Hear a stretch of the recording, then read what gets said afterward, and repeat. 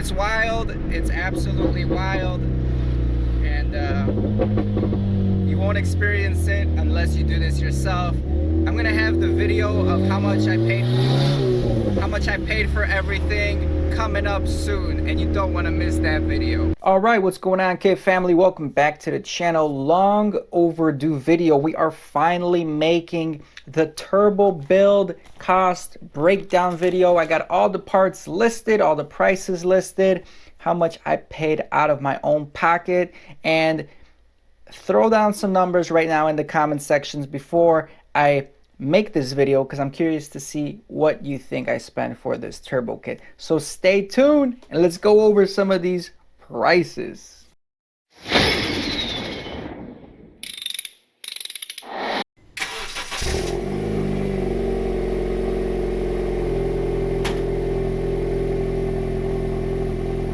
Look at some of the initial renderings for the turbo build here. Just trying to check out the setup, how I'm gonna do it, and then I just got a bunch of things and fittings and hoses and everything's written down here. And yeah, a lot of parts, guys. But let's get down to it. All right, let's talk about the turbo cost. Now that everyone has commented down below, we're gonna go ahead down this list and review all the costs for the R18 Civic. One of the biggest expenses is Honda. If you buy a Honda new, we're talking about $650, $700 brand new retail. Kind of absurd price. Definitely go in the used market to look for Honda. I was super lucky. I bought it off someone online, and after negotiating and after some payment transfers and problems, he told me send me $250 and it's yours. Boom, done. Honda, the most expensive, one of the most expensive parts of this whole puzzle, cost me $250, and I was off to a great start, and I knew this budget turbo build was gonna happen, and we are one step closer to making it happen. I also picked up a brand new primary oxygen sensor, OEM Denso, for $115.52. And the reason I picked that up is because my factory sensor was kind of giving me some problems, and during driving it would go super rich, it would read super rich, the car would die automatically. It was weird. But here's the kicker. Once I turboed it, the old sensor is what I used to tune, and I had no problems with it. I never used this new sensor. So I don't know, it's 115. Do you want to count it towards the build? You could, you cannot, it's up to you. I would suggest a nice new oxygen sensor so it at least reads a little bit more accurately the air fuel ratios. Again, ideally you want a wideband sensor. This is not the best way to tune, and I'm completely aware of it. And I've talked to a few people that ran the factory oxygen sensor and the wideband. I've heard mixed stories. Some people say they're pretty accurate, other people tell me they're way off. So is your 11.5 air fuel ratio on your factory sensor reading accurate? That's something you should consider for your build. And I winged it again, going budget, and it served us right for a while until, you know, cylinder number one decided to go. But let's continue. The positive crankcase ventilation fitting that deletes the PCV valve was $661. The oil catch can, it was a 3-port oil catch can, was $25 and 35 cents. The fuel injectors, I got a rebuilt kit that was $21. The fuel injectors actually are the Honda Civic Si 310cc from the 8th generation Civic, and I was fortunate enough that a new coworker of mine was actually parting out an Si, and once I told him about the turbo build, he said, hey, take these injectors for free. So those injectors were for free. If you are to buy them, I've seen them anywhere from $50 to $60 online. Now, even though I rebuilt the injectors, I never got them flow tested.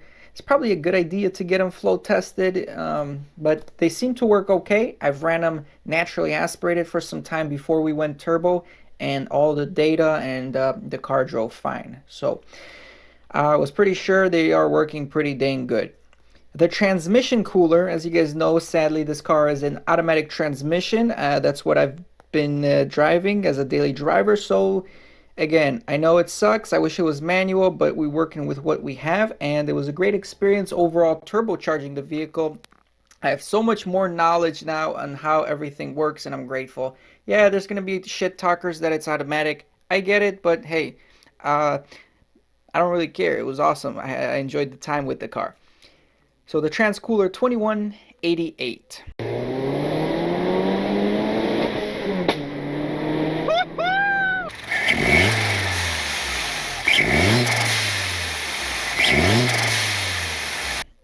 The blow-off valve was $33, just a very generic blow-off valve, atmospheric, and it's adjustable. That's the beauty of it, because you want to adjust the pressure in the blow-off valve, so you kind of eliminate all the excessive air in the charge pipes, but it's not too strong that the spring where you're causing turbo flutter. Even though you can't eliminate all the air, there's going to be some flutter for the most part. You can do the best you can to try to eliminate it. Now the oil feed line and the T-tap that you put into the block to tap for the oil feed was $9, and oil feed T-tap. Never mind. This is just the T-tap, right? For the oil feed, it was $9.43. And I did not go with brass. I went with, I believe it was stainless steel. I heard better things about that. We ordered a 5-pound wastegate. Now, the factory wastegate with the TB25 probably is going to run you 8 pounds. Hell, I was just recently tuning someone that had the stock TB25 turbo on their Civic with the stock wastegate, and this thing was over boosting. We were hitting just about 10 pounds of boost, if not more, and we were still hitting boost cut. So the wastegate plus porting the wastegate hole eventually will lead to better boost control and efficiency for the most part. So I did go with the 5-pound wastegate just because I know I'm running a stock motor. I know I'm running a automatic transmission. We don't want anything to slip. We don't want too much boost. And though, one thing I want you guys to know is, even though these advertisers say 5-pound wastegate, 10-pound wastegate, I bet you half of this is not true, and it all depends on exactly your specific setup. But don't expect a 5-pound wastegate to run 5 pounds of boost. Things are always going to spike. The system that purges out the exhaust gases is probably limited to some extent, and you're not going to maintain that 5 pounds of boost. This might not be the case with external wastegates, which are bigger in diameter and can excrete these exhaust gases way more efficiently. But if you're running an internal wastegate, whatever the pounds, whatever the spring is, it's probably going to be boosting it more. So that's just the FYI. The intercooler piping was $264, and the turbo manifold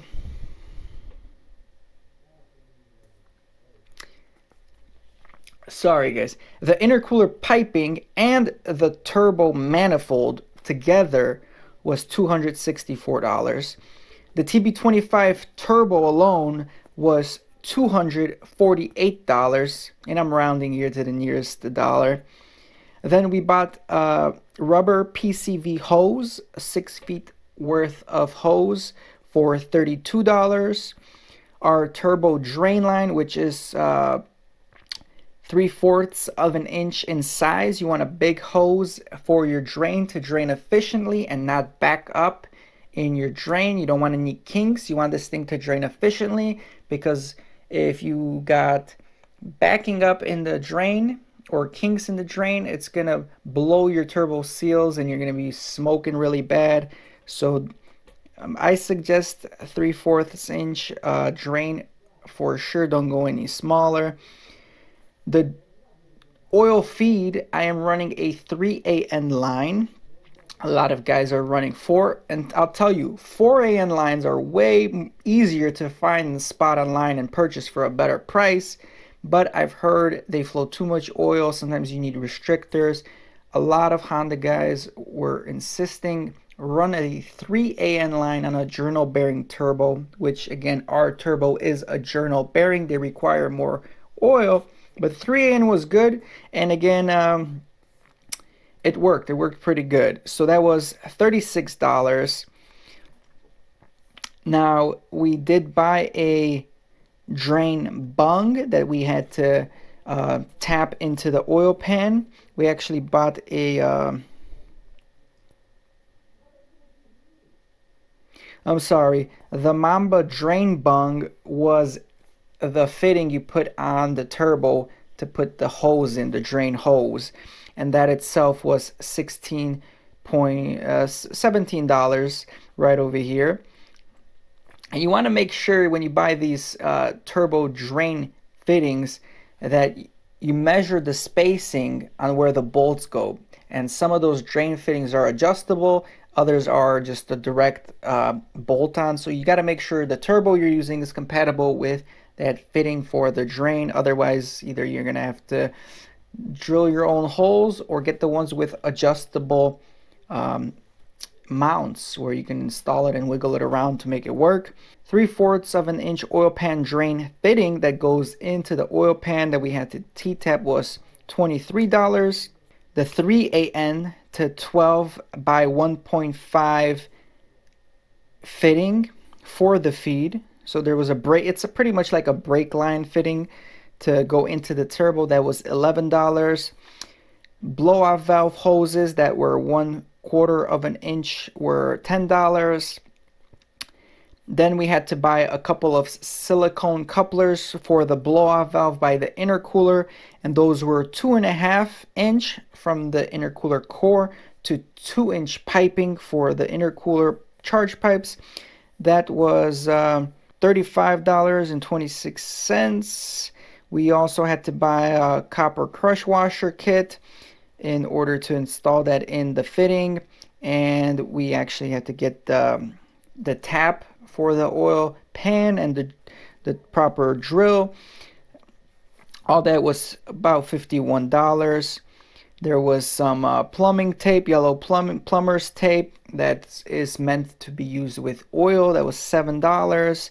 I did buy 2-step Colder spark plugs and Permatex copper seal. That was $42. I did buy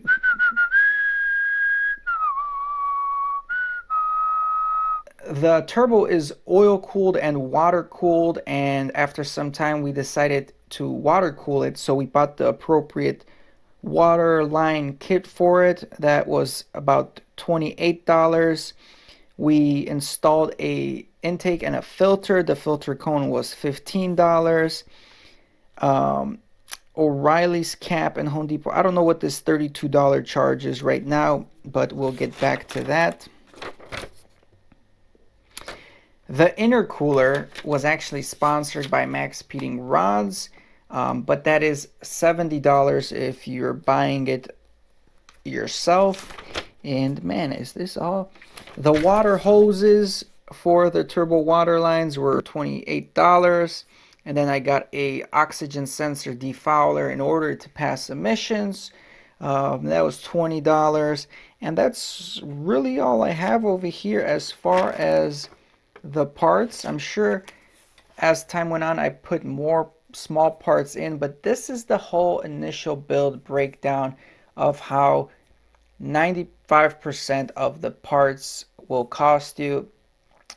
Not too expensive, and that leads us to the grand total I have listed here is $1,435.97. So for under $1,500, I was able to get everything I needed for the turbo build, and that's including Honda, all the parts, all the components, all the fittings to get this thing running and roaring.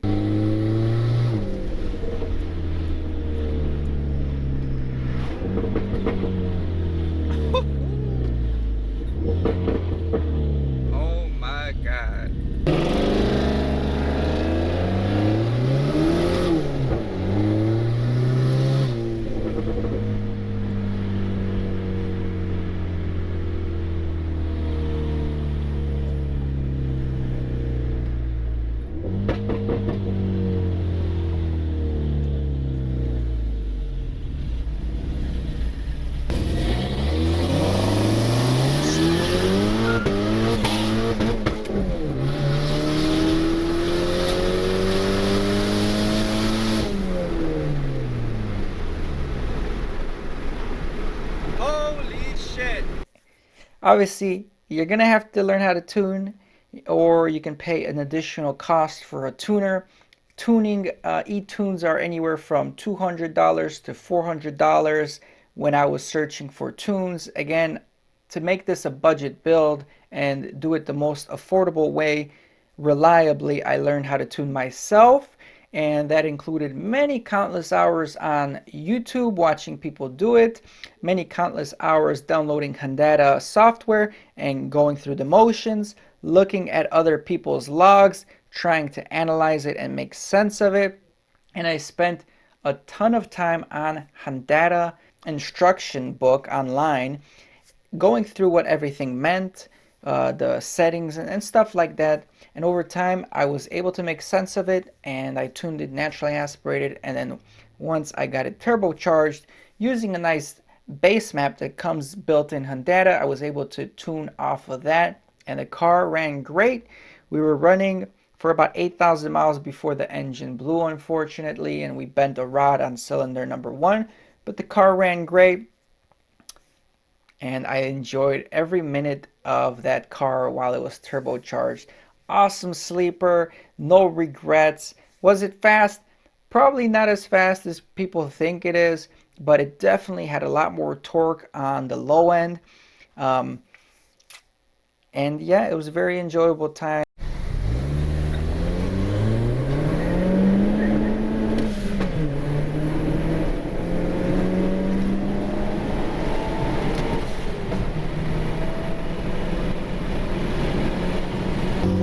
Ready, set, go.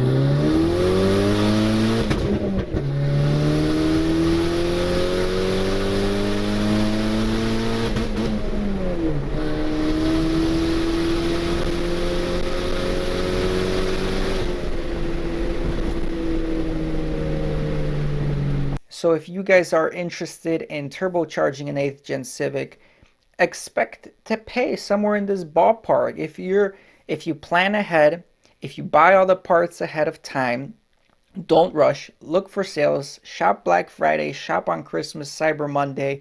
Buy things slowly, piece it together. Uh, Learn how to tune slowly, get some information and knowledge on that.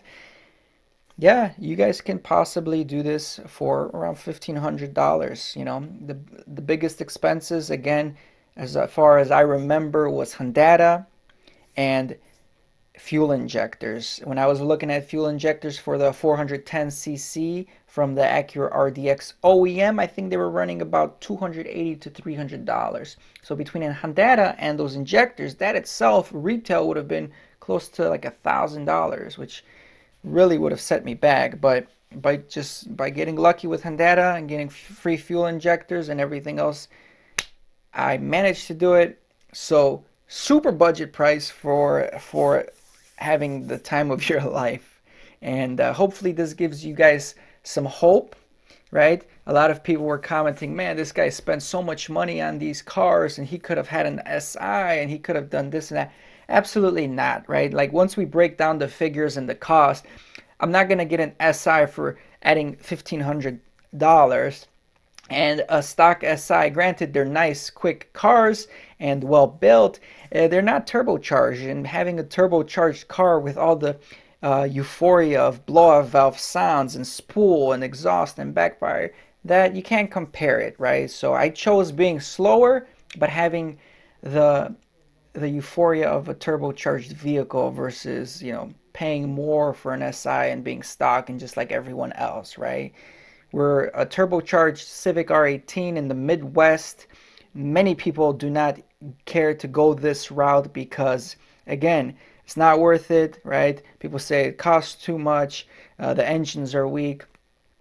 So it's nice to know there's people out there that are watching my videos that support me in what I did, and you guys are the reason I did this build, just to prove everyone wrong with the SIs that you could do it, you could have fun, and right now I'm proving that you could do it on a budget. So the haters are gonna hate, but we did a goddamn good job. Thank you everyone for supporting me. If you have any questions, drop them down below, and look down on your comments right now. Were you right when you were guessing how much the build cost me? Yeah, I don't know. Surprise, surprise.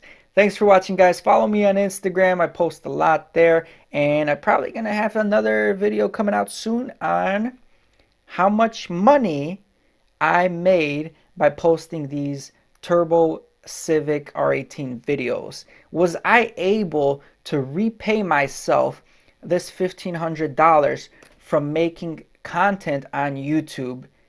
And did I just break even after the end of it? And it's been about a year since the build. So stay tuned. Let me know if you want to see that video, and we'll be sure to make it. Peace.